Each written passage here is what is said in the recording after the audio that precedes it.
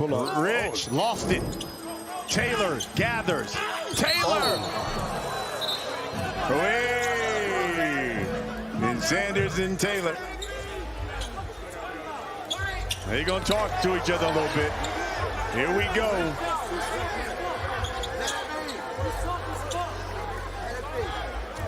And you know what? And to Mike Taylor's defense, because he's in the air. Because he's in the air. And Larry Sanders has to be smarter than that. Yep.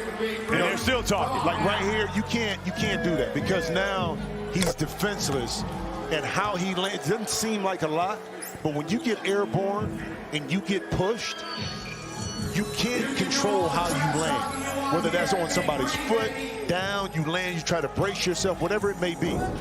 And that's the contention right here with that foul. Good point. 4-point lead for Tri-State, and could this be the turning point of this game? That foul.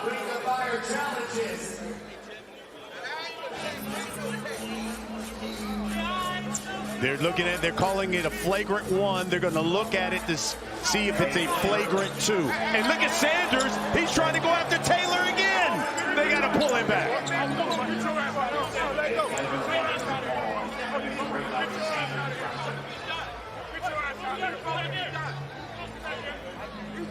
Let me tell you something.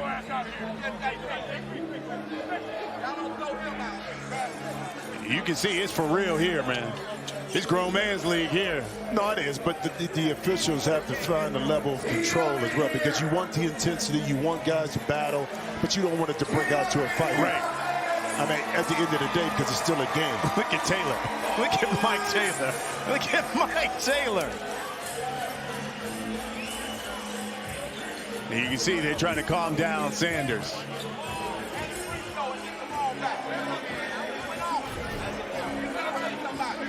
So again, they'll review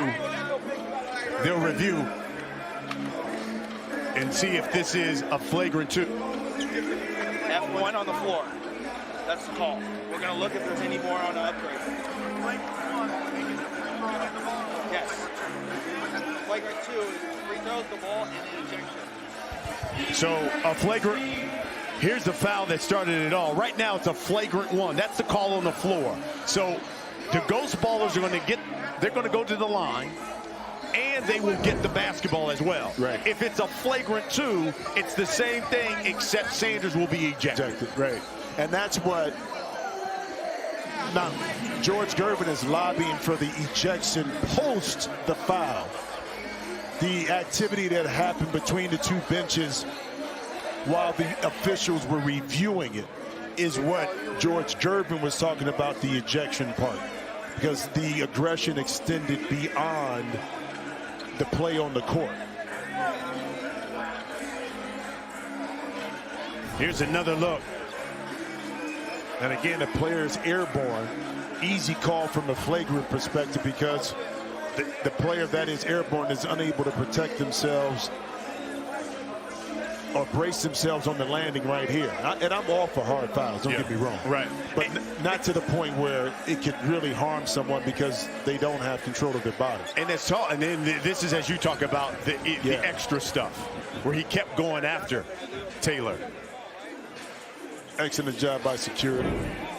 And I think the big thing for Sanders, especially with the size, you could have just easily just went for the ball.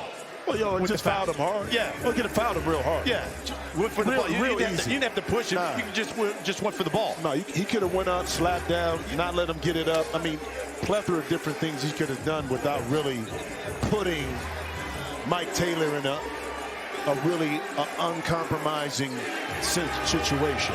And John Sally over. Hey, John, what you got? John, I mean, tell you, I'm in the middle of crazy. But hey, John, you always been in the middle of crazy. I know, What do you mean? I love it. I wanted to see what it still felt like. Hey, now, John, you got to agree now, the hard foul was there, but when a player gets in the air, now you played back in the day in the 80s when that was no blood, no foul. Yeah, I don't know what you're talking about. Exactly. Now, you had a lot of those, too. Yeah. Now, but how much have you had to change your mindset from back then when you played to now? You really can't commit a foul like that. You really can't. Let me tell you, when I went back and was on the Lakers, I did something just to get Scottie Pippen riled up. And one of the first things Phil said when we got in the locker room was, we don't play ball like that anymore. Okay. Like, yes, sir. You gotta respect it. Yeah. But I think Taylor's just doing what he can to get under his skin and make him think about anything else but playing basketball. So we got a ruling here. Yeah. They're going to call the foul, obviously, on Sanders, flagrant 2. So Larry Sanders has been ejected, okay, for that. But they've called another technical on Mike Taylor that is instigating. So he's ejected as well. So because he was the one that was fouled, George Gervin can pick whomever he wants from his team to go shoot the free throws. So, but I'm trying to understand how Mike gets ejected. I understand he instigated. Yeah. Give him a tap. Yeah. That's fine. It was the second. Remember, he got a first. That's right. He got the first one. In the first half. In the first half. That's in the first half. And see, now that's where he has to be smarter.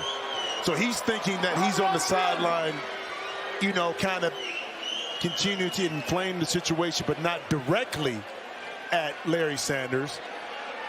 And you can see security had to run after Larry Sanders. Why? Because Larry Sanders made a beeline for the back hall because he knew Mike Taylor was going back there. Well, and also that beeline, if he takes that hard right, leads him to where Mike Taylor is going to be at. Exactly. Man. This has been something. So the Iceman has chosen Ricky Davis to shoot the free throw. He's going to shoot 1 for 2. They will retain the basketball as well. Down 4. This could be a big possession here for the Ghost Ballers. Well, in your opinion, both ejections, which team benefits, which team it gets hurt the most by, in your opinion? Well, Mike Taylor has certainly been something for them. Yeah. That's crucial. I agree with you from that perspective. I say Mike Taylor not being in the game because of his energy, the ability to score the ball is probably a bigger hit, you know, for Ghost Ballers than it is with Tri-State losing Larry Sanders. You know, this could be a 2-point game right now with the opportunity to tie it up for the Ghost Ballers.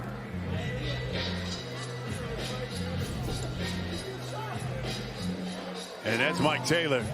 No, Mike ain't going out like that, bro. Look, hey, get it how you live it. You know, that's been Mike the whole time, though. You're right. So why did we expect anything different with an ejection? You think you think he's really gonna walk off the court with, you know, his head in between his legs or the towel over his head? Nah, that's not gonna happen.